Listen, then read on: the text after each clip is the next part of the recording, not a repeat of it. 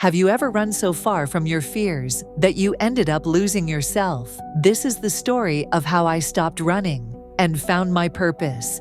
In the bustling streets of Takun, I was known as the hustler. At 25, I had 3 jobs, endless dreams, and a secret I never spoke about. I was running, not from a place, but from my past.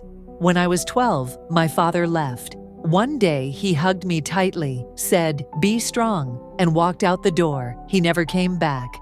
My mother cried every night, but I never did. I couldn't. Instead, I worked. I worked so hard, I barely had time to think. But no matter how fast I moved, the emptiness followed me. One evening, as I was rushing to my 3rd job, I heard a small voice call out, "Auntie, please help me."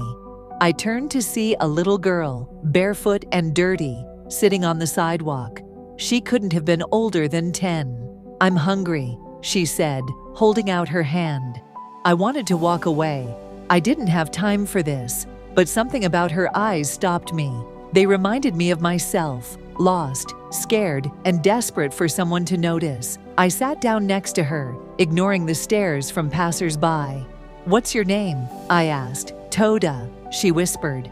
I bought her food and listened as she told me her story.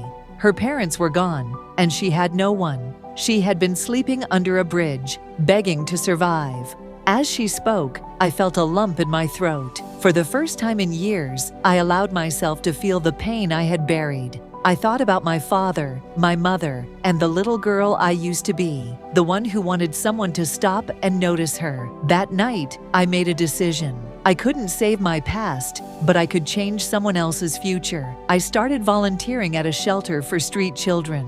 At first, it was just a few hours a week, but soon it became my life's work. Helping those kids gave me something I hadn't felt in years: peace. Toda, she's in school now, dreaming of becoming a teacher. And me, I've stopped running.